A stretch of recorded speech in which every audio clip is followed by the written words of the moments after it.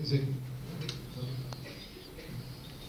You mentioned that the engagement model needs to evolve.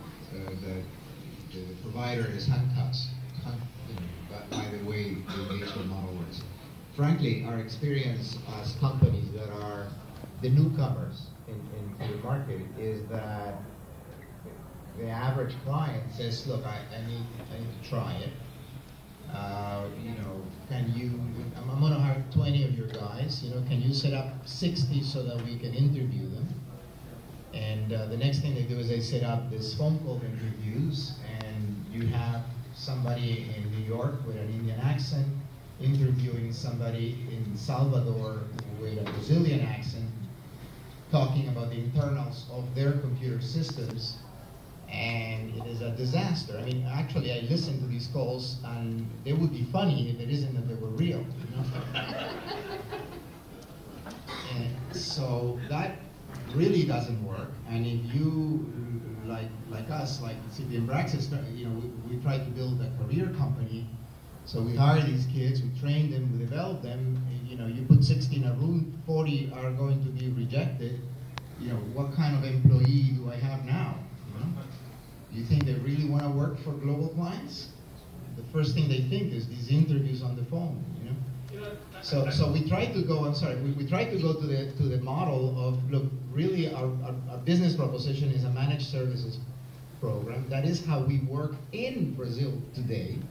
I mean, if you look at our portfolio, maybe 2 or 3 or 4% of what we do is body shopping, and it is to satisfy the needs of very large clients, as an accommodation. But that model requires trust and a relationship that takes time to develop. So, what's the magic sauce? How do I get there? So if you see most companies, they truly did evolve from kind of a staff augmentation to some kind of a fixed price to managed services model. About 2 years ago, we started to see clients evolve directly.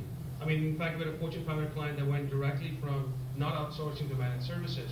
And that is truly all about maturity and trust. If a CIO has experienced it before, there's a set of suppliers that can show enough evidence that they actually understand how to do outcome-based models. But I think that's the challenge for a smaller, newer, and particularly a newer location to prove that is a challenge. I think it goes back to the point I made about having more of an IP solution-based approach is the way to kind of get in and start to build that trust.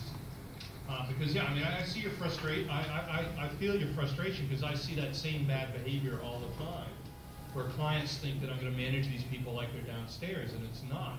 I mean, so I think that one of the ways around that as a company is to go in as with a very specific solution and domain capability that suits a client's need, which may not necessarily mean calling primarily on IT. It may be more of a business buyer who owns a particular business process in that industry is a way to kind of starting to build some of that trust, because a lot of it has to come with trust, or the client has to be really, their back is against the wall.